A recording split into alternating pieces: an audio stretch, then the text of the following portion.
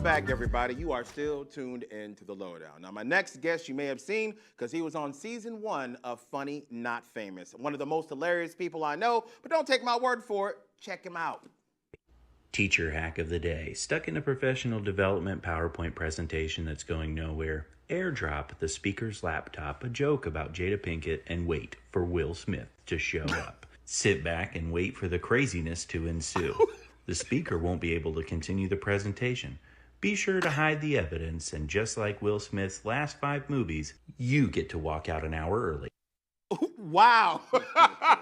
Ladies and gentlemen, y'all give it up for comedian Devin Siebold. Welcome, man. Hilarious. Appreciate it. Oh, man. Poor Will. Poor Will. I see whose allegiance you lie with. I'm team. I need this job. Okay.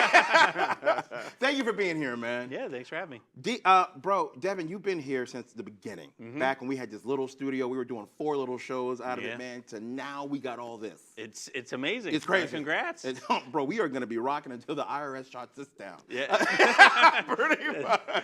I haven't got my taxes from 2 years ago, so you'll be fine. You'll be fine. There you go. Shout out to Afro, man, for doing all this. I'm very happy for you because you right now are embarked on a nationwide tour. Right. And it's something that you talked about I want to do this. For years, you wanted to go on tour. Brother, you made it come true. Now, you started out as a teacher before a comedian, which I believe you got most of your material for being a comedian from the kids. 13 years of teaching. 13 years of teaching. Middle school, high school, elementary. God bless you, man. Yeah. And now you're with a group. Tell me a little bit about the group you're with and how you guys are doing when you go out on tour. So I'm with Board Teachers. And Board Teachers is a massive multimedia platform, and they've been doing it for years, just all teacher comedy. Yes. And they signed me on. I was probably their first teacher comedian that they signed on. Really? You were the first one? Yeah, to do exclusive content. Okay. And I said, I really want to do a teacher tour, and we've worked on it for years. COVID was set back, and now they've got other teacher comedians they've signed on, the big teacher comics from TikTok.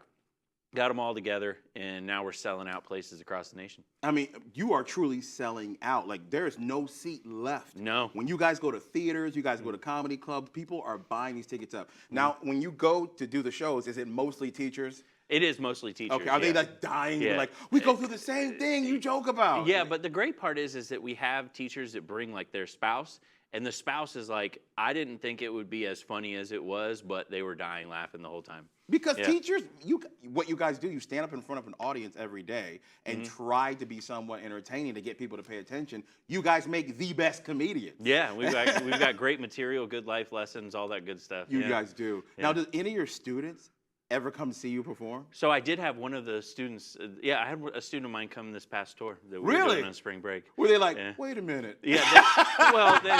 Wait a minute. No, I was like, wait a minute, because they didn't pay the $15 to get in the VIP photo line. I was like, who do you think you are? No, but it was cool. We actually went back to my old college, Flagler College, and we sold out the auditorium. And I said, folks, listen, I'm a shining example. You too can go to school and be $80,000 in debt and work hard and come back and make $100 to headline a show. And some of the kids like, $100? $100? All right. It's not my money, it's my parents. Right. I don't care. But that must have been awesome to be able to go back to your alma mater, man, and actually show them that you are successful. Yeah, especially because they've denied me like 20 times being in the Flagler magazine. Really? Yeah, like a guy gets a promotion at Walmart, and they're like, cover story. Gotcha. I'm touring the nation, and they're like, meh. But you still haven't got in, man? I'm not in the magazine. We will do something about that. I hope so. We definitely will, man. So you're touring, you're doing comedy. You started with videos. I mean, that really propelled you, really got you all the social media love that you get. Because you get millions of views. Yeah. I looked at your YouTube. You have videos with millions of views. Yeah, and it's been hard. I mean, I put a lot of effort into those. You do. I write it. You do. Make it all myself, edit it, put it out.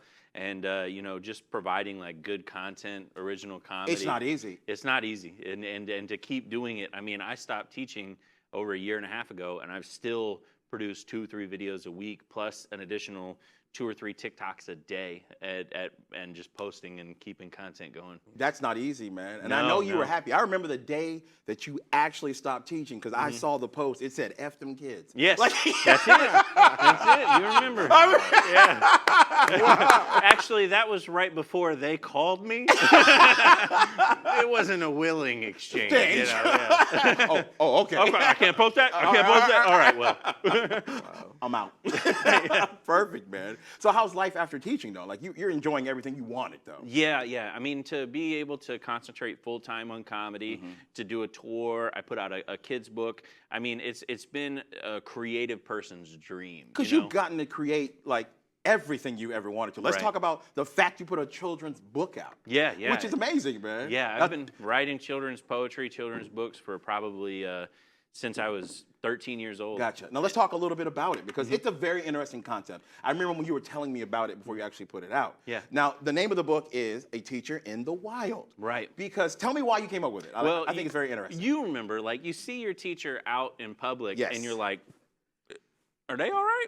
You know, like, it doesn't matter where they are. The concept that they don't sleep at the school is so foreign to children. Like they don't wake up, they're already in the classroom. Right. Yeah. So I wrote a book kind of putting yourself in the typical kid's perspective of seeing a teacher at the mall. Why are they there? Yeah. What are they doing? Must be sinister things, Yes. you know? And kind of made it almost a fantasy in this kid's head about why that teacher could possibly leave Because the they can't possibly be a real person. No, they don't have a soul. Right. Like,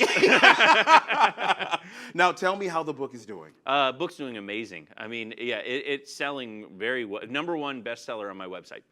And on my website. Yeah. But the book is doing very well. It's really taken off, and I've been surprised because you sell a lot of books to fans, yes, and then you start to see other people, non-fans, buy, and then I go back to the reviews because people are kind of honest on their reviews. They are, especially if they don't know you. Yeah, and the 5 stars across the board, everybody's saying it's great. So again, I'm really man, happy. congratulations, bro. Yeah, can't complain. You've earned it. You worked your butt off, man. Yes, I did. That was a long process. Self-publishing a book is no easy task. Gotcha.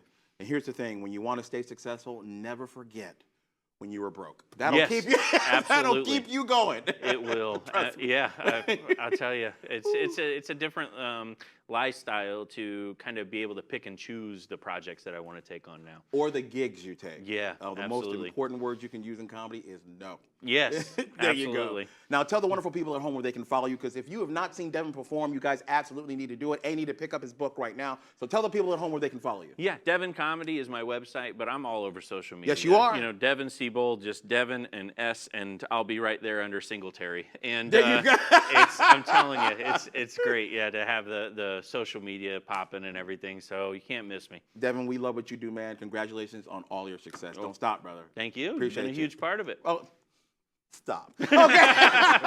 Thank you so much for being here today on behalf of myself, Mr. James Yon, and of course, Devin Siebold. And as always, my main man, Tight Mike Randolph. Thank you for joining us on The Lowdown. I will see you tomorrow.